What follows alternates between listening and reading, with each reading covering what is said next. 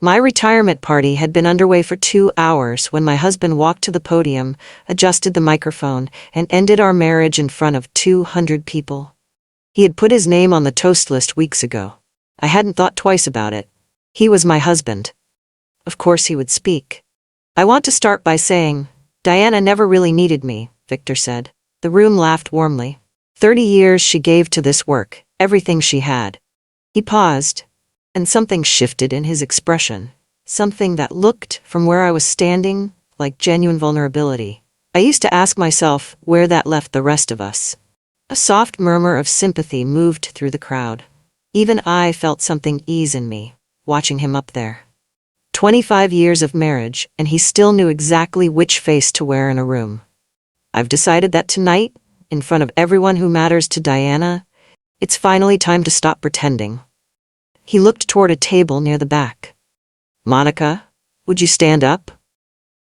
The young woman rose slowly from her chair. She was no older than 22, wearing a dress that made her condition unmistakable the moment you looked. She had been sitting at that table all evening.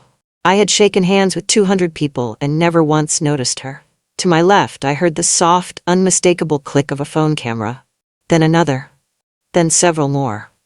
Somewhere behind me, close enough that I couldn't pretend I hadn't heard it, a woman whispered 2 words to the person beside her. "Poor Diana. This is Monica. She's expecting my child." Diana and I have both known for a long time that our marriage had run its course, and now that she's stepping away from her career, I didn't want to keep pretending otherwise. 25 years is 25 years. My lawyer has already looked into what that means for the pension. He looked directly at me then, for the first time since he'd walked to that podium, and smiled. Not a smug smile, something quieter and worse than that.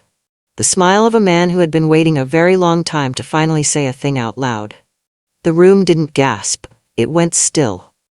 The particular stillness of 200 people simultaneously realizing they are witnessing something they cannot unknow. My ears went strange and hollow, the way they do in the second after a car accident, before the pain arrives.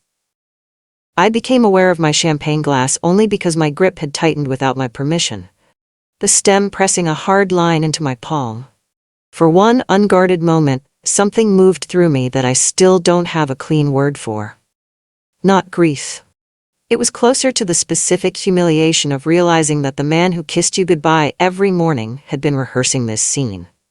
Measuring the timing, calculating the audience, waiting for the night that would do the most damage, while you were busy building a life you thought you were both proud of. Across the room, I caught the mayor's eye. He looked down at his drink. "I am Diana Thorne. For 30 years, I was the lead forensic auditor for the Department of Justice. I have sat across the table from men who embezzled millions and told me with complete sincerity that they had done nothing wrong. I know exactly what calculated cruelty looks like when it is wearing a reasonable face. I don't get even. I get documented. If you've ever smiled in a room full of people while something inside you quietly broke, you already know this feeling. Subscribe. Because this channel is where women like Diana finally get their ending." The silence that followed was the uncomfortable kind. Not dramatic, but heavy. The kind that settles when a room full of people has just witnessed something they cannot pretend they didn't see. Victor remained at the podium, looking like a man who had just laid down a winning hand, while Monica slowly returned to her seat, her eyes still fixed on the table in front of her. My friends, my former colleagues, people I had worked alongside for decades, had all turned toward me. Most of them couldn't hold my gaze for more than a second. I took a slow, deep breath and let the cold air steady my heart rate. Victor's expression settled into something close to satisfaction as my silence stretched on, reading it as surrender. He wanted a scene. He wanted me to look like the bitter, aging wife publicly discarded for a younger model. But he had made a fatal miscalculation. He had chosen my turf, my witnesses, and the one night in my career designed to celebrate my ability to find what people most desperately tried to hide. I looked down at the bubbles in my glass one last time, then looked up at the stage. The game hadn't ended for me. For Victor, the nightmare was only just beginning. I didn't scream. I didn't even let a single tear fall. Instead, I raised my glass toward the stage in a slow, deliberate toast and took a measured sip, making sure the camera in the corner caught my steady hand. Victor's expression faltered for just a fraction of a second when he realized I wasn't breaking. I set my glass down on a nearby table and walked toward the stage, the click of my heels the only sound in the room. I stepped up to the podium, gently moved Victor's hand from the microphone, and looked out at 200 people who were holding their breath. I kept my voice calm and clear. "Thank you for that introduction, Victor," I said. "You always did have a flair for the dramatic, even when it was legally unwise." A beat of stunned silence. Then I stepped back, turned on my heel, and walked out of the ballroom with my head held high, the crowd parting ahead of me like a tide pulling back from shore. I could hear the whispers erupt behind me like a wildfire. It wasn't the exit of a victim. It was the exit of a woman who had just been handed the final piece of a puzzle she had been solving for months. As I reached the valet, I took out my phone. I didn't call a lawyer. I called Arthur, my former boss at the DOJ. "It's time," I said. "He just gave us the public admission of the hidden assets." When I arrived at our mansion, the house felt like a tomb. I walked through the front door and nearly tripped over a pile of high-end suitcases stacked in the marble foyer. Victor had been busy. He had actually spent the afternoon packing my things while I was getting my hair done for the gala. He assumed that after the public humiliation, I would be too ashamed to stay, that I would go hide in a hotel somewhere while he moved his new family into my home. I looked at the luggage, the expensive leather bags I had bought him for our last anniversary, and I had to laugh. He really thought it was that easy. He thought a 30-year career in forensic auditing ended with me being unable to read a basic power play. I didn't touch the bags. Instead, I walked straight past them to the library. I went to the third bookshelf from the left and pulled back a false front. Inside was my personal laptop, the one that had never been connected to the house Wi-Fi. I sat down at the mahogany desk and opened the black ledger file. Victor thought he was kicking me out of my life, but he had just given me the legal grounds to lock him out of his. I began to type, my fingers flying over the keys as I started the formal documentation of his betrayal. It was 4 a.m., and the blue light of the laptop was the only thing illuminating the library. I had been staring at the same spreadsheet for 3 hours, comparing the black ledger to our joint investment portfolio. 6 months ago, a tiny, almost invisible discrepancy had caught my eye, a $50,000 withdrawal labeled as a luxury tax that didn't exist. Most wives wouldn't have noticed, or they would have believed Victor when he said it was just a banking error. But I spent my days chasing shadows in the books of billionaires. I knew that $50,000 wasn't an error, it was a test. Victor was testing to see if I was still watching. When I didn't mention it, he got bolder. The $50,000 turned into $100,000, then $250,000. He was siphoning off our life savings, moving it into accounts I wasn't supposed to find. He thought he was being clever, but he was leaving a trail of digital breadcrumbs. I had tracked every single cent. As I scrolled through the data, I could see exactly where the money went. Jewelry stores, high-end maternity boutiques, and a series of wire transfers to an account I hadn't fully identified yet. I leaned back in my chair, my eyes stinging. He had been planning this for a long time, but he hadn't planned for me to be his auditor. My mind drifted back to our 20th anniversary. Victor had surprised me with a trip to Paris, or so he said. At the last minute, he received an urgent call and had to redirect us to the coast for a business meeting. I remembered sitting on a balcony alone, watching the waves, while he spent hours in conferences. Looking back at the bank statements from that week, I saw the truth. There were no conferences. There were hotel bookings for 2 at a resort just 10 miles down the road from where I was staying. He had been living a double life right under my nose, using our anniversary trip as a cover for his infidelity. He had perfected the perfect husband routine. He brought me flowers every Friday, remembered every birthday, and always told me how proud he was of my work at the DOJ. It was all a performance designed to keep me from looking too closely at our own books. He relied on the fact that I would be too tired after a long day of catching criminals to realize I was living with one.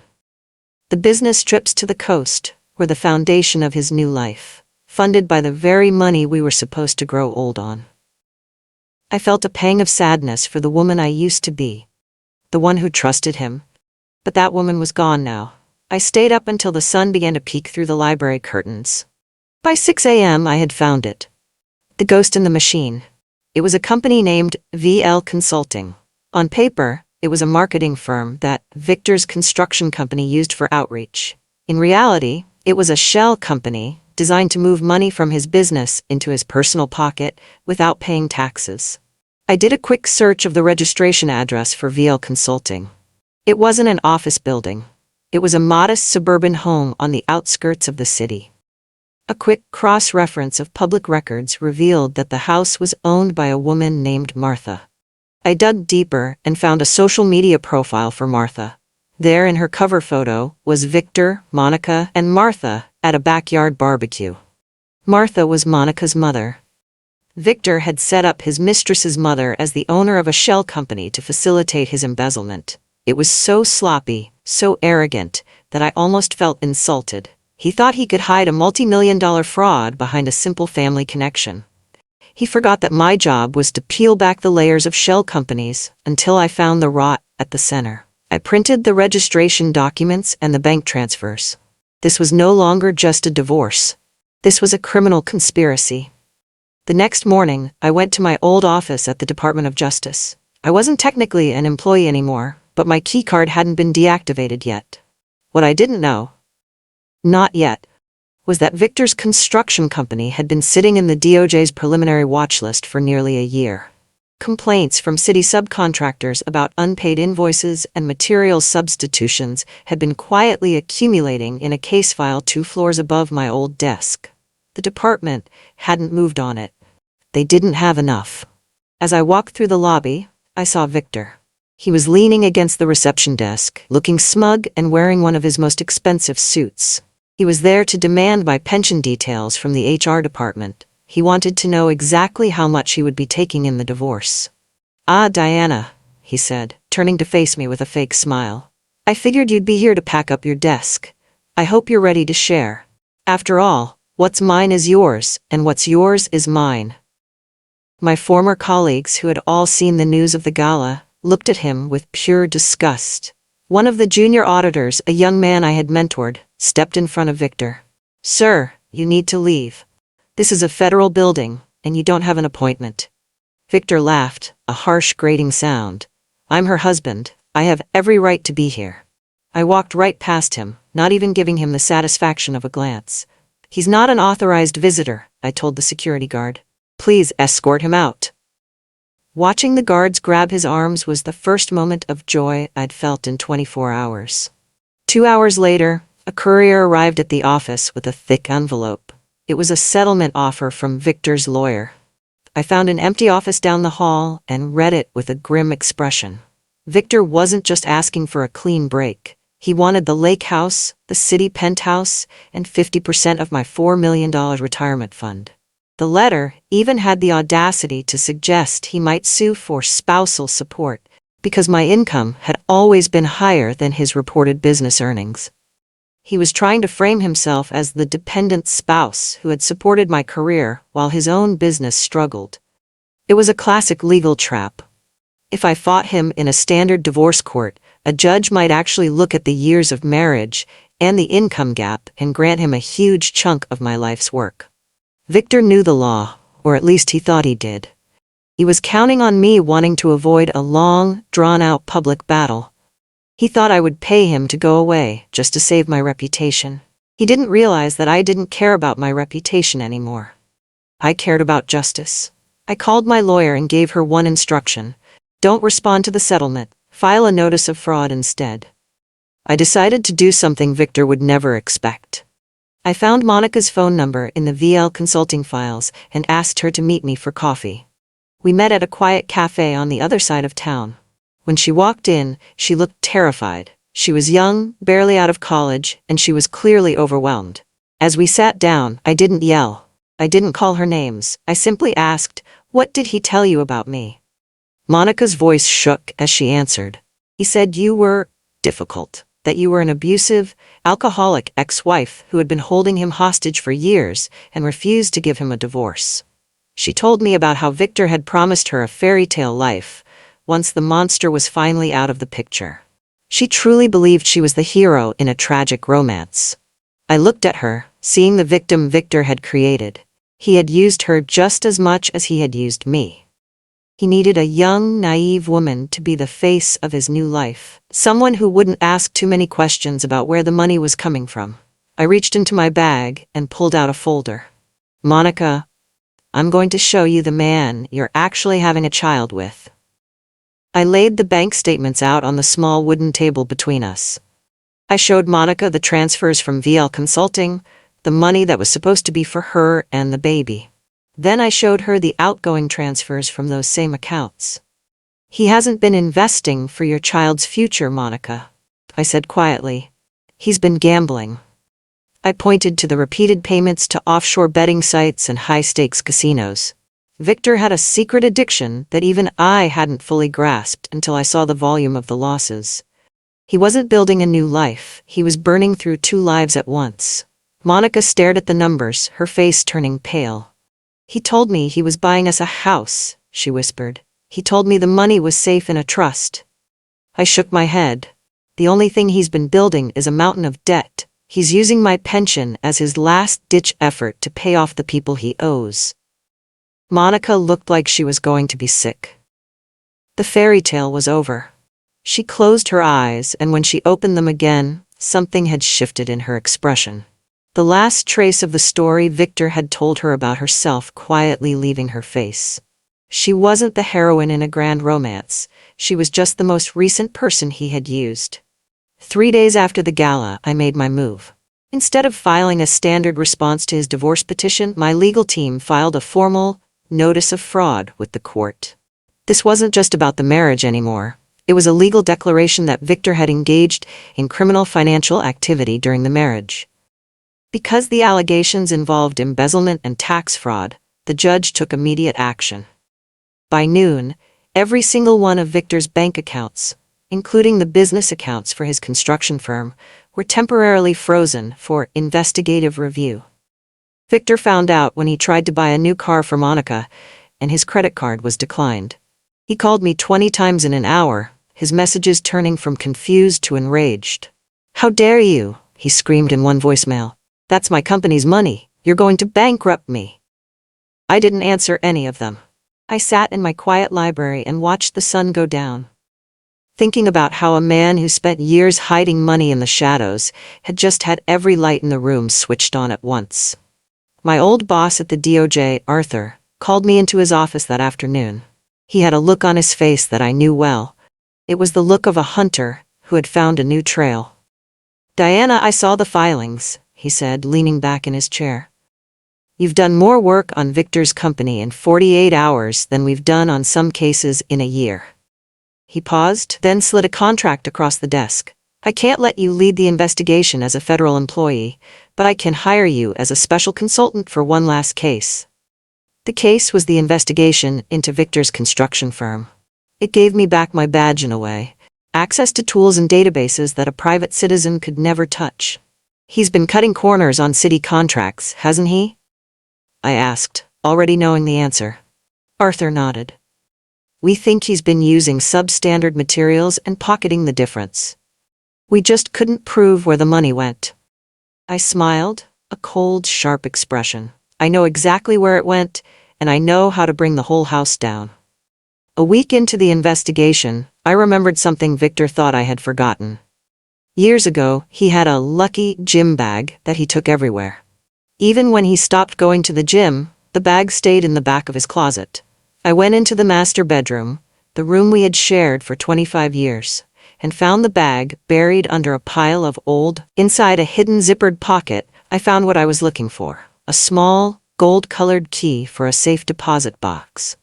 Because the fraud filing had already triggered a court-supervised review of marital assets, my lawyer had secured an emergency order granting access to all jointly held financial instruments. The next morning, accompanied by a federal marshal and armed with that court order, I presented the key at the bank and gained lawful access to the box. When it was opened, I found a treasure trove of evidence. There was a second passport in Victor's name, but with a different birth date and documents for 3 offshore accounts in the Cayman Islands. He had been planning a plan B for years, a way to disappear if his lies ever caught up with him. He had enough money stashed away in those accounts to live like a king in a country with no extradition. He was going to leave me, and probably Monica too, once he had milked us for everything we were worth. I photographed every document and sent them straight to Arthur. The trap was now fully set. Nearly 3 weeks after the gala, Victor, still trying to maintain his social standing, decided to go ahead with a lavish baby shower he had planned at the local country club. He thought if he could show everyone that he was happy and moving on, the rumors would die down. He spent thousands of dollars, on credit, I assumed, on elaborate decorations and a towering cake. But the ballroom was empty. Not a single person from our social circle showed up.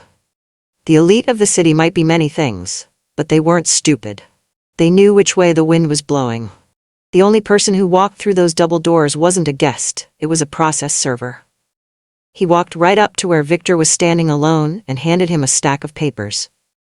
It was a summons for a grand jury investigation. Victor's face went from pale to a sickly green. He looked around the empty room, his grand new life revealed for the hollow shell it actually was. A balloon drifted loose from its arrangement, popped against the edge of a table, and the confetti fell onto the floor, uncelebrated and ignored. While the court process moved forward in the background, I kept digging into Victor's past. Over the following 2 weeks, I discovered he had a pattern. Before he met me, and even during our marriage, there were other women. They weren't just flings. They were business partners he had exploited. One woman had lost her life savings to a real estate deal he had pitched her. Another had been left with a mountain of debt after he used her credit to start his first company. I spent a week tracking them down, one by one. I organized a meeting at a local community center, a sisterhood of the betrayed. When we all sat in a circle, the stories were hauntingly similar. Victor was a predator who used romance as a way to gain financial access. By the end of the night, I had 5 women willing to testify about his long-standing history of financial abuse and fraud. He thought he was dealing with one angry wife. He didn't realize he was now facing a coalition of victims who were finally ready to fight back. We were no longer just witnesses, we were a legal army. 6 weeks after the gala, feeling the walls close in, Victor tried to make one final, desperate move. He put our shared lake house on the market at a massive discount, hoping for a quick cash sale so he could flee the country with whatever he could grab.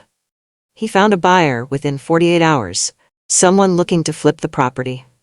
He thought he was being smart, bypassing the normal channels to get the money under the table. But I was 3 steps ahead of him.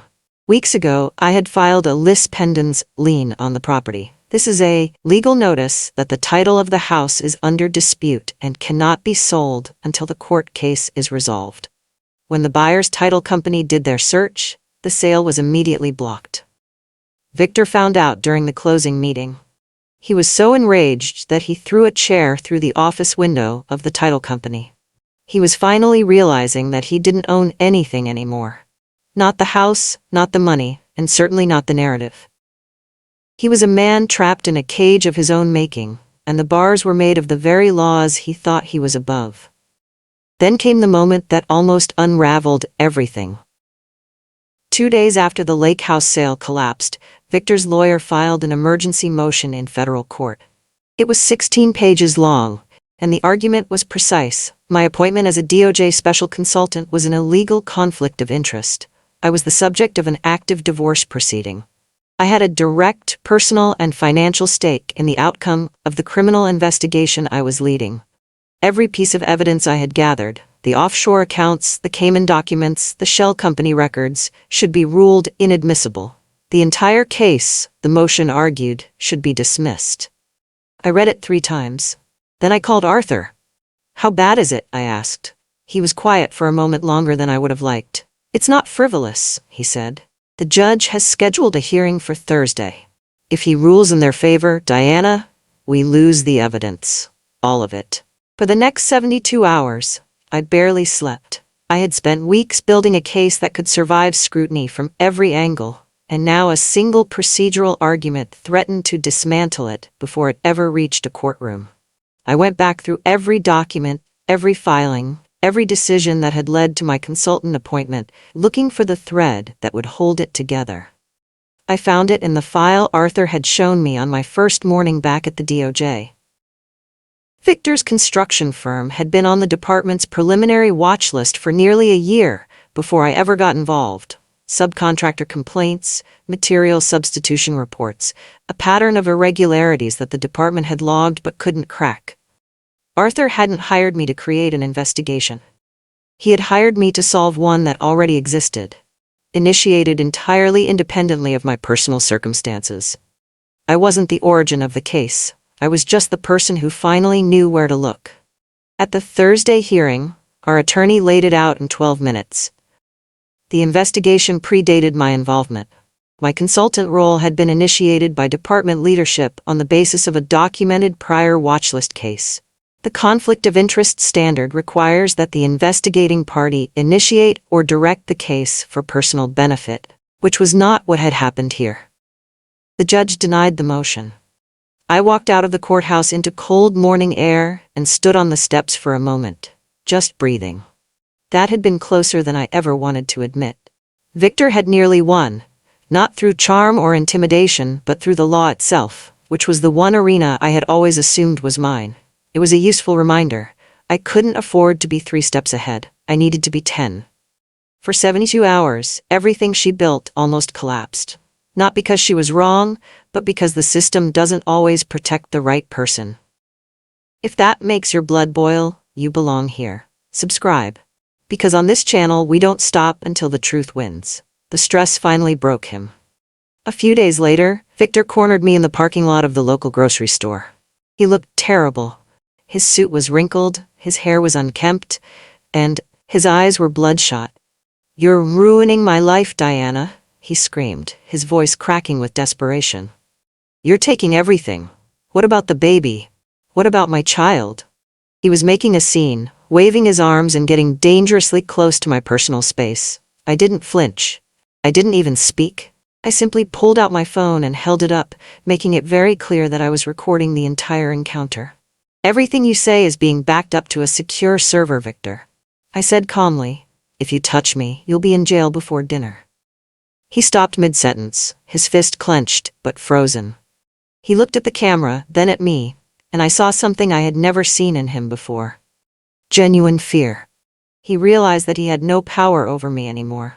He couldn't charm me, he couldn't bully me, and he couldn't hide from the truth. He turned and stumbled away, a broken man who had finally realized he was outmatched.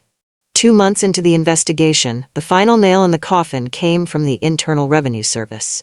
Based on the evidence I had provided through the DOJ, the IRS officially opened a full-scale audit into Victor's business. They didn't just look at this year, they went back 7 years. They found exactly what I had flagged. The consulting fees he had been paying to Monica's mother's shell company were being used as illegal tax shelters. He had been deducting his personal expenses for his mistress as business outreach. The IRS doesn't care about a messy divorce, but they care very much about being lied to. They hit Victor with a notice of back taxes and penalties that exceeded $3 million. His company was effectively dead, and his personal assets were now subject to federal seizure. I watched the news report about the investigation from my library, sipping a cup of tea. Victor had wanted to take half of my pension, but now he was going to owe the government more than he had ever earned in his life. The tax man had come, and he was taking everything Victor had left. Within days of the IRS announcement, Monica finally reached her breaking point. She saw Victor's true face during the grocery store incident, and she realized he would never be the father her child deserved. She called my lawyer and asked for a meeting. She didn't want money. She wanted protection. In exchange for immunity from prosecution for her role in the shell company, she hand-delivered Victor's private laptop to my legal team. She had found it hidden in the nursery he was building. The laptop contained everything: emails to offshore bankers, spreadsheets of his gambling debts, and even a draft of a letter he intended to leave for me when he eventually fled the country. It was the smoking gun we needed. Monica looked at me with tears in her eyes as she handed it over. "I'm sorry," she whispered. "I didn't know." I took the laptop and gave her a small, sympathetic nod.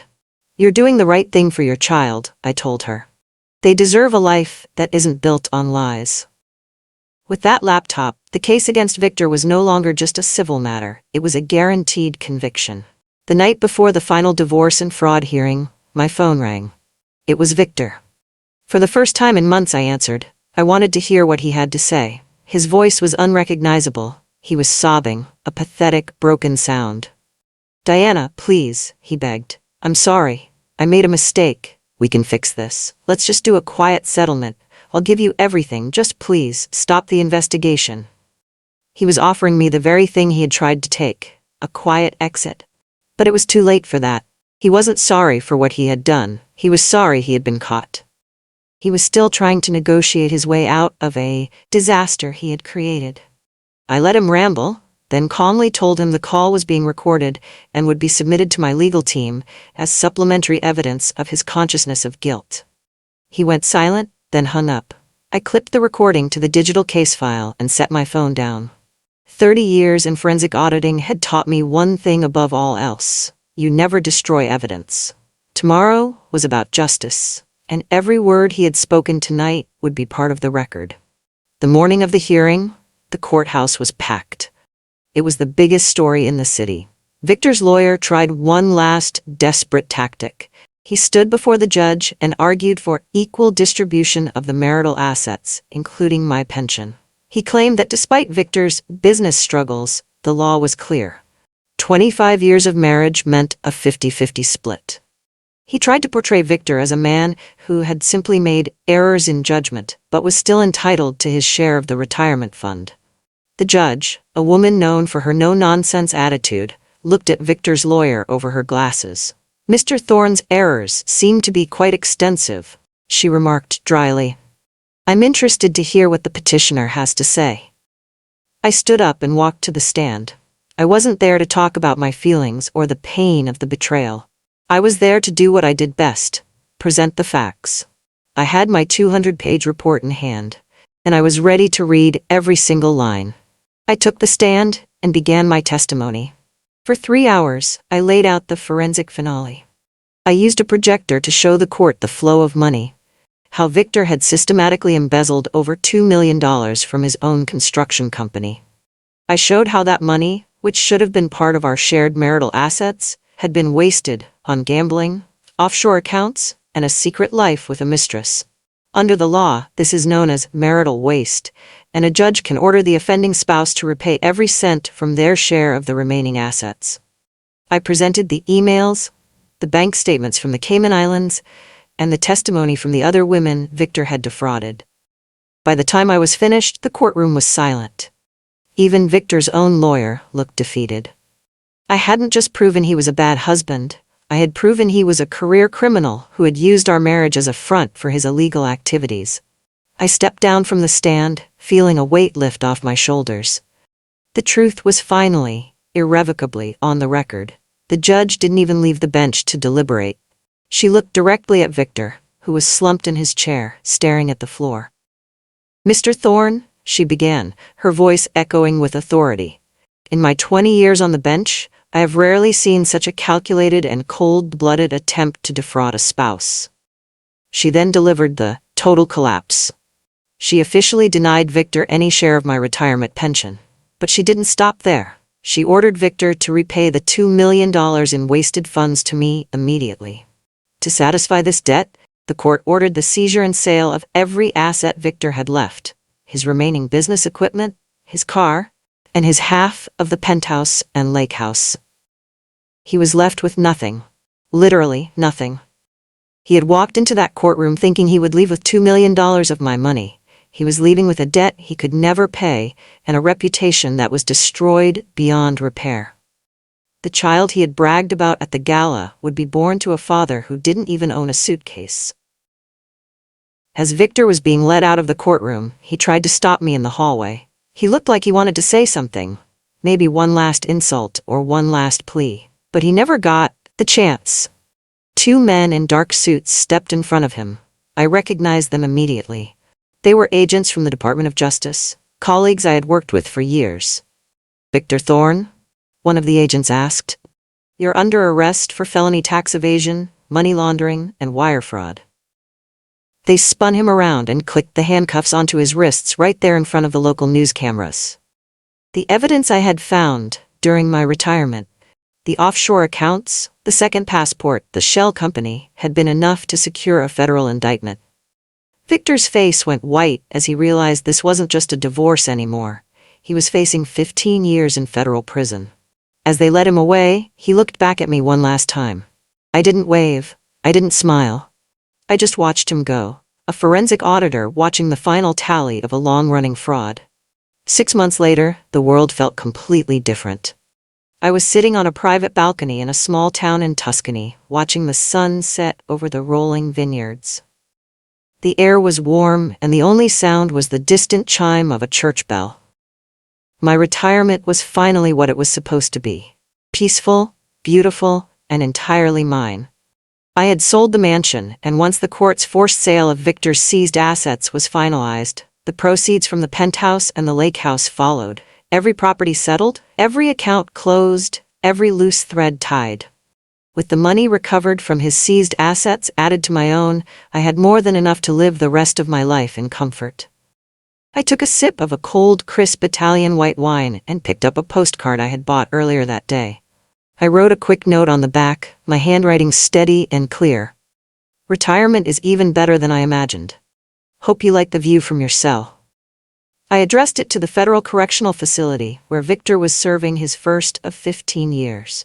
I dropped the postcard in the mailbox on my way to dinner, then walked toward the town square. I am Diana Thorne. And I finally have the only thing that ever really mattered. The truth. She lost everything in one evening, and rebuilt it into something he could never touch.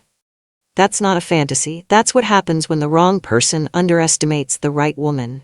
If you've ever been betrayed by someone who thought you were too tired, too trusting, or too good to fight back, this channel was made for you. Subscribe, because every day we tell stories like this.